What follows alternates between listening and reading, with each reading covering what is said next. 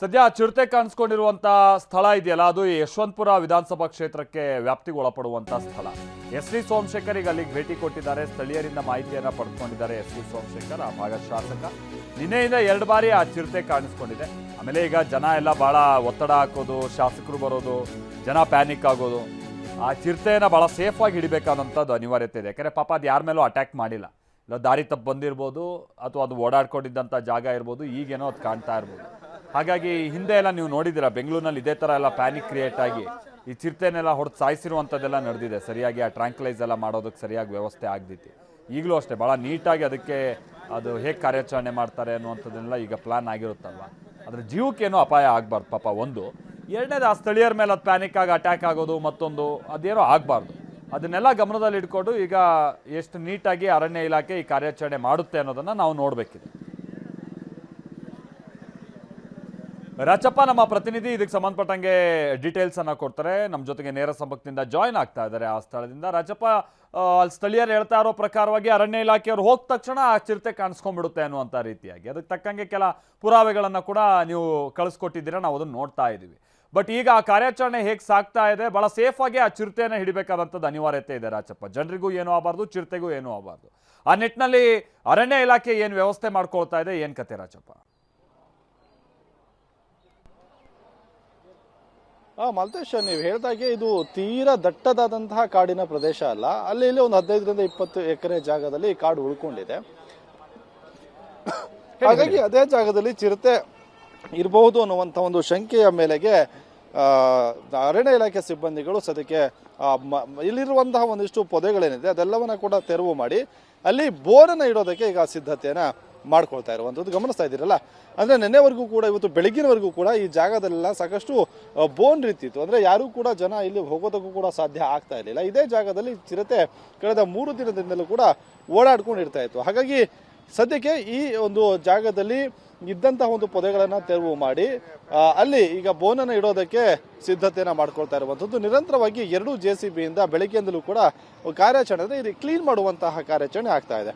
ಅಂದರೆ ಸ್ಥಳೀಯರು ಹೇಳ್ತಿರುವಂತಹ ಪ್ರಕಾರ ನಿನ್ನೆನೇ ಅರಣ್ಯ ಇಲಾಖೆ ಸಿಬ್ಬಂದಿಗಳು ಬೋನನ್ನು ಇಡಬೇಕಿತ್ತು, ಆದರೆ ನಿರ್ಲಕ್ಷ್ಯವನ್ನು ವಹಿಸಿದ್ದಾರೆ. ಬಹುಶಃ ನಿನ್ನೆನೇ ಏನಾದ್ರು ಬೋನ್ ಇಟ್ಟಿದ್ದೇ ಆದರೆ, ಯಾಕಂತಂದರೆ ಇದೇ ಜಾಗದಿಂದ ಮತ್ತೆ ಇವತ್ತು ಬೆಳಗಿನ ಜಾವ ಹಾದು ಹೋಗಿದೆ. ಹಾಗಾಗಿ ಈ ಪ್ರದೇಶದಲ್ಲಿ ಏನಾದ್ರು ಬೋನ್ ಇಟ್ಟಿದ್ದಿದ್ದೇ ಆದರೆ ಆ ಚಿರತೆ ಸುರಕ್ಷಿತವಾಗಿ ಅದನ್ನು ಸೆರೆ ಹಿಡಿಬಹುದಿತ್ತು ಅನ್ನುವುದು ಸ್ಥಳೀಯರ ವಾದ. ಯಾಕಂದರೆ ನಿನ್ನೆ ಅರಣ್ಯ ಇಲಾಖೆ ಸಿಬ್ಬಂದಿಗಳು ಸಾಕಷ್ಟು ನಿರ್ಲಕ್ಷ್ಯವನ್ನು ವಹಿಸಿದ್ರು ಅನ್ನುವಂಥ ಆಕ್ರೋಶ ಕೂಡ ಇವತ್ತು ಬೆಳಗ್ಗಿನಿಂದಲೂ ಕೂಡ ಕೇಳಿ ಬರ್ತಾ ಇತ್ತು.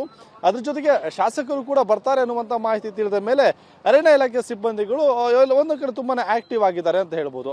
ಹಾಗಾಗಿ ಈಗ ಶಾಸಕರು ಕೂಡ ಬಂದು ಹೋಗಿದ್ದಾರೆ. ಈ ಭಾಗದಲ್ಲಿ ಏನಾದ್ರು ಚಿರತೆ ಇದ್ದಿದ್ದೇ ಆದರೆ ಅದನ್ನು ಸುರಕ್ಷಿತವಾಗಿ ಹಿಡಿಯುವಂಥ ಕೆಲಸವನ್ನು ಮಾಡೇ ಮಾಡ್ತೀವಿ ಅನ್ನುವಂಥ ಆಶ್ವಾಸನೆಯನ್ನು ಕೂಡ ಸ್ಥಳೀಯರಿಗೆ ಕೊಟ್ಟಿರುವಂಥದ್ದು. ಹಾಗಾಗಿ ಈ ಕಾರ್ಯಾಚರಣೆ ಈಗ ನಡೀತಾ ಇರುವಂಥದ್ದು ಒಂದು ಟ್ರ್ಯಾಕ್ಟರ್ ಮೂಲಕವಾಗಿ ಇಲ್ಲಿದ್ದಂಥ ಅರಣ್ಯ ಇಲಾಖೆ ಸಿಬ್ಬಂದಿಗಳು ಈಗ ತೆರಳಿದ್ದಾರೆ. ಹಾಗಾಗಿ ಕೆಲವೇ ಕ್ಷಣಗಳಲ್ಲಿ ಟ್ರ್ಯಾಕ್ಟರ್ ಮೂಲಕವಾಗಿ ಬೋನನ್ನು ತೆಗೆದುಕೊಂಡು ಬಂದು ಇಲ್ಲಿ ಬೋನನ್ನು ಇಟ್ಟು ಚಿರತೆ ಸೆರೆ ಹಿಡಿಯೋದಕ್ಕೆ ಒಂದು ಪ್ರಮುಖವಾದಂತಹ ಒಂದು ಅಂಶ ಏನಂತ ಕರಿತೀವಿ, ಬೋನಲ್ಲಿ ಇದ್ರೇ ಚಿರತೆ ಸೆರೆ ಹಿಡಿಯೋದಕ್ಕೆ ಸಾಧ್ಯ.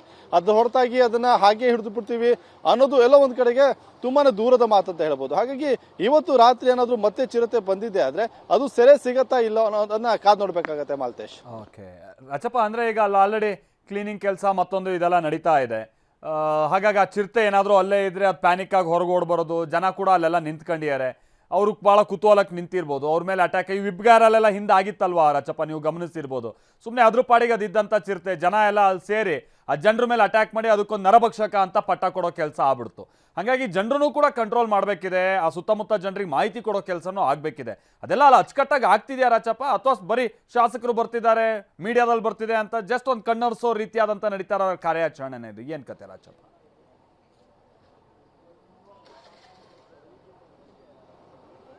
ಮಾಲ್ತೇಶ್, ಅಂದ್ರೆ ನಾವೆಷ್ಟೇ ಹೇಳಿದ್ರು ಕೂಡ ಜನರಲ್ಲಿ ಇರುವಂತಹ ಕುತೂಹಲ ಕಡಿಮೆ ಆಗೋದಿಲ್ಲ. ಅಂದ್ರೆ ಅವರಿಗೆ ಅಪಾಯ ಎದುರಿಗೆ ಇದೆ ಅಂದ್ರೂ ಕೂಡ ಅದನ್ನು ನೋಡುವಂತಹ ಕುತೂಹಲ ಸಹಜವಾಗಿ ಇದ್ದಿರುತ್ತೆ. ಅದೇ ರೀತಿಯಾಗಿ ಬೆಳಗ್ಗೆಯಿಂದಲೂ ಕೂಡ ಬ್ಯಾಟಳ್ಳಿ ಠಾಣೆಯ ಪೊಲೀಸರು ಕೂಡ ಇಲ್ಲಿ ಘಟನಾ ಸ್ಥಳಕ್ಕೆ ಭೇಟಿಯನ್ನು ಕೊಟ್ಟರು.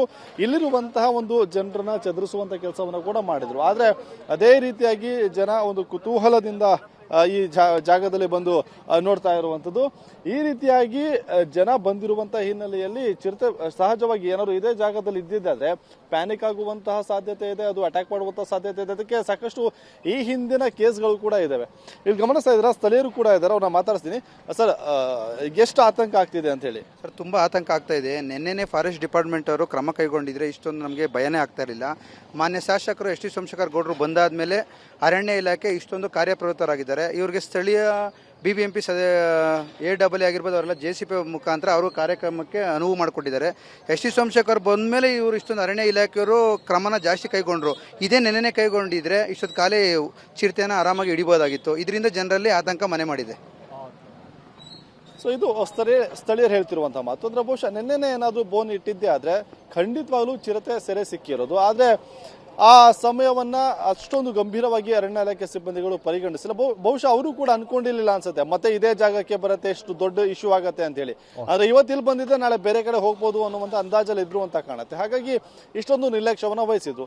ಸದ್ಯಕ್ಕೆ ಬೋನನ್ನು ಇಡುವಂತ ಕೆಲಸ ಮಾಡ್ತಿದ್ದಾರೆ. ಹಾಗಾಗಿ ಇದೇ ಭಾಗದಲ್ಲಿ ಏನಾದ್ರು ಚಿರತೆ ಇದೆಯಾ, ಸದ್ಯಕ್ಕೆ ಕ್ಲೀನ್ ಮಾಡುತ್ತಿರುವಂತಹ ಸಂದರ್ಭದಲ್ಲಿ ಏನಾದ್ರು ಅದು ಪ್ಯಾನಿಕ್ ಆಗುವಂತಹ ಆದ್ಮೇಲೆ ಅದೇನೋ ಅಟ್ಯಾಕ್ ಮಾಡ್ತಾ ಇದೆಲ್ಲವೂ ಕೂಡ ಆತಂಕದ ವಾತಾವರಣ ಇದೆ. ಹಾಗಾಗಿ ಇಲ್ಲಿ ಬ್ಯಾಟಳಿ ಪೊಲೀಸರು ಕೂಡ ಇದ್ದಾರೆ, ಜನರು ಕೂಡ ಎಚ್ಚೆತ್ಕೋಬೇಕಾಗತ್ತೆ. ಯಾಕಂದ್ರೆ ಅವ್ರನ್ನ ಕಳಿಸುವಂತ ಕೆಲಸ ನಿರಂತರವಾಗಿ ಆಗ್ತಾ ಇದೆ. ಮಾಲ್ತೇಶ್, ಯಾರು ಕೂಡ ಹೋಗ್ತಾ ಇಲ್ಲ ಈ ಭಾಗದಿಂದ. Okay, thank you Rajappa.